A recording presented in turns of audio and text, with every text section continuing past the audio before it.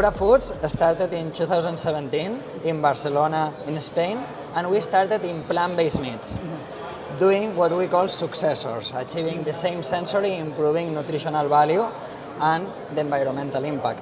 And from there, we started to develop technologies that allow us to texturize products, creating new technologies to produce products through plant proteins.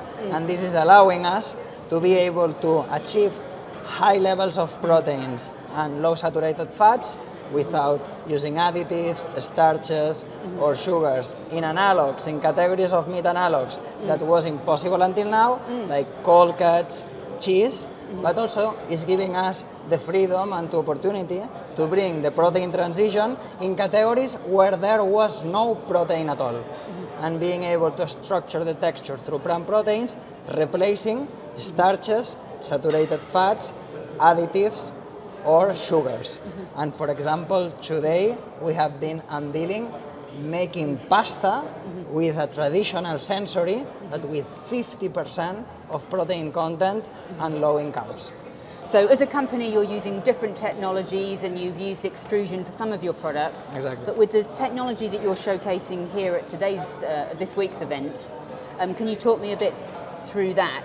So at the end, we are doing simple heating, shearing, mixing, that in production lines that are abundant and used in the food industry for many categories. One of the applications of the technologies that we have developed allow us to be able to create cheesy textures with high protein and even having the freedom to go into low saturated fat. So just through the proteins and the lipids and fats that we choose, we can structure the texture of cheeses. And yesterday we were sharing early prototypes of textures, cheesy-like textures that we can create and then flavor them in order to have finished products. With the technologies that we have right now, the best case and use in applications is for non-meltable cheeses. And this is where we are excelling in this value proposition.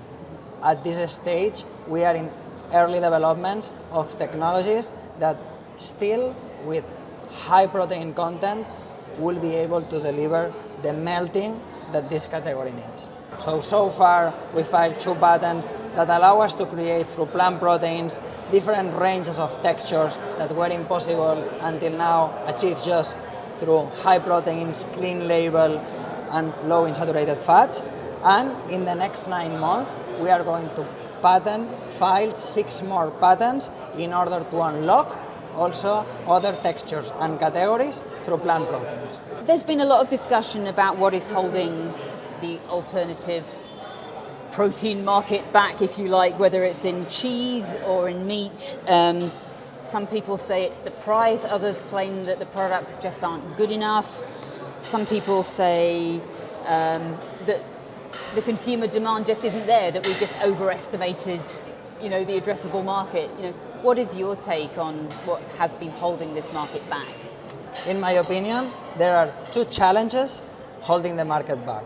One is consumer consideration.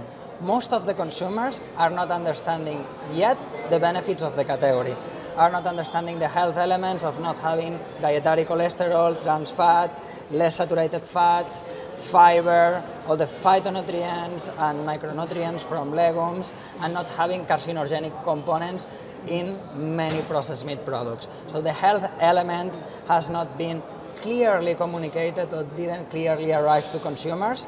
And the environmental aspect as well. We are talking that many of the products reduce CO2 equivalent emissions from 80 to 94% in many products in many categories.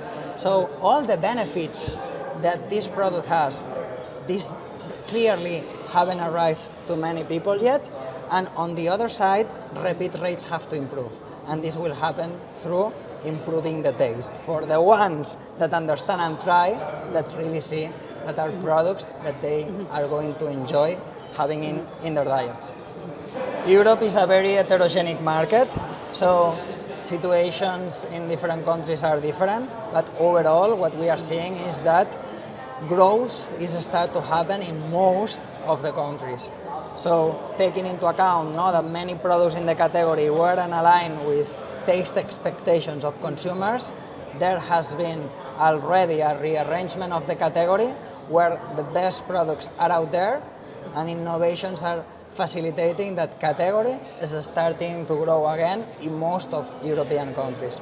In all the markets that we are present, we are increasing repeat rates, we are increasing penetration, we are increasing market share, and we are then increasing the size of the business.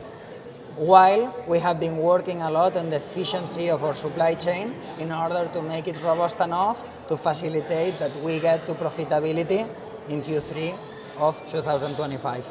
Can you talk a bit about your business model? At the beginning of the company, we focus more in brand and product innovation.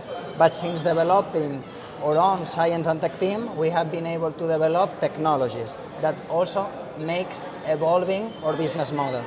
The vision of our business model is to fuel innovation in the south of Europe, where we have great distribution and are achieving great results.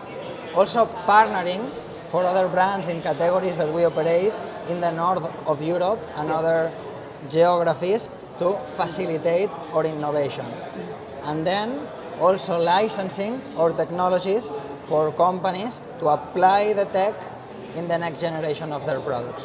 One of our first public partners is Flora Food Group, and we are currently in collaborations with other food companies that are not yet public.